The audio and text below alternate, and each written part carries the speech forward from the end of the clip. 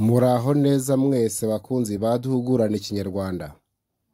Dukomeje kubashimira uburyo mudahwema gukurikira ibiganiro tubagezaho. Twizeye kandi ko mumeze neza aho muri hose. Ikiganiro rwose nabateguriye uyu munsi ni injyana muntu. Abafite imbavu zoroshye rwose kirazikonyaguza kizimare. Inyamaswa rero n'umuntu abarirwamo. Ariko mu kumenya ubwenge hari inyamaswa idukurikira. Iyo nyamaswa ni Bakame nta yindi. Ahantu rwose nasomye agakuru nasetse ndatembagara cyane. Rwose rero ngiye kubasomera agakuru nk'uko abenshi bagiye babyifuza ngo nzaje mbagezaho n'inkuru za kera. Inkuru zari zifite icyanga umuntu yasomaga rwose akirwana akanyamuneza akwenkwenuka.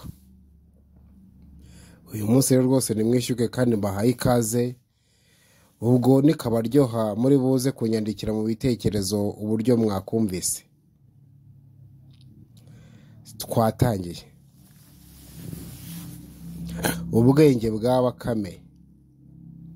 Umunsi umwe Bakame yasanze umugabo w'umunyabwenge mu ishyamba iramubwira iti: ubwenge bwawe butuma utegeka iri shyamba n'ibirituye, none reka ngire icyo nkwisabira. Uwo mugabo abaza Bakame iti: urifuza iki? Nayo iti: ndagusaba kunyongerera ubwenge kugira ngo mburushe izindi nyamaswa zose. Umugabo amaze gutekereza arayisubiza ati: enda iki giseke uzanyuzurizemo inyoni, iki cyansi uzanyuzurizemo amata y'imbogo, uzanzanire n'inzoka ireshya n'iyi nkoni. Nubibona uzaze nkongerera ubwenge. Bakame batura ibyo bintu uwo mugabo yarayihaye, ijya kumugezaho inyamaswa zose zikoranira zishotse. Amashoka ageze, inyoni ziza ziririmba mu musubizo. Maze Bakame isohoka aho yari yikinze irivugisha iti: ashwi da, ntibishoboka kuzura aha, yarambeshye. Inyoni zibyumvise ziti: Bakame uravuga uduki? Bakame iti: hari uwambeshye ngo mushobora kujya muri iki giseke mukacyuzura, ariko njye ndabona bidashoboka. Inyoni ziti: genda Bakame uri umunyamashyengo, reka tukwereke. Iya mbere irinjira, iya kabiri yicokamo, iya gatatu itaho, bityo kugeza igihe igiseke cyuzuriye.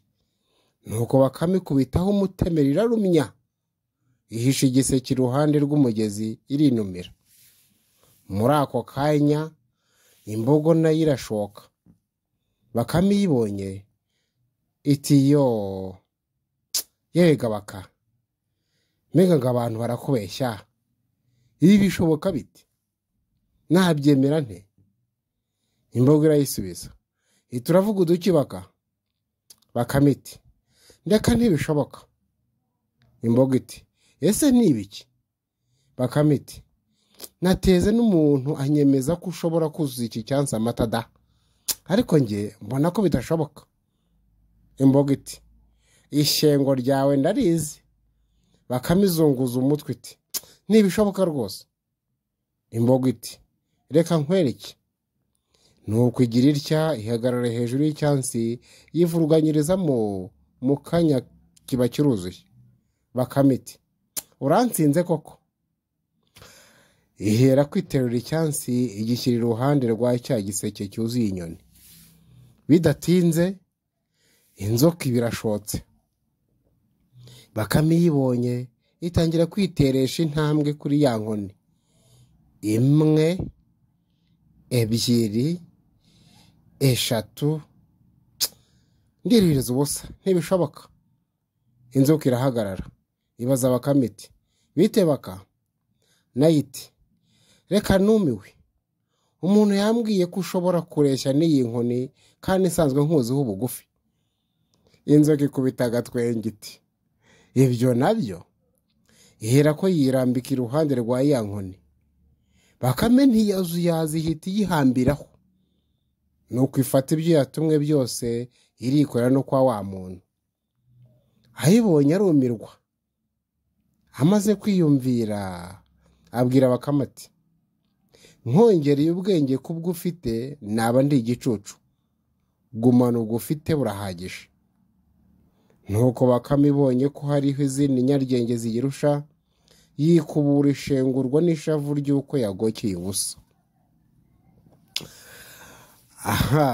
Ahangaha rero niho inkuru yacu irangiriye ya Bakame igira amashyengo rwose, igira amashyengo wayishyira ngo yarayavukanye.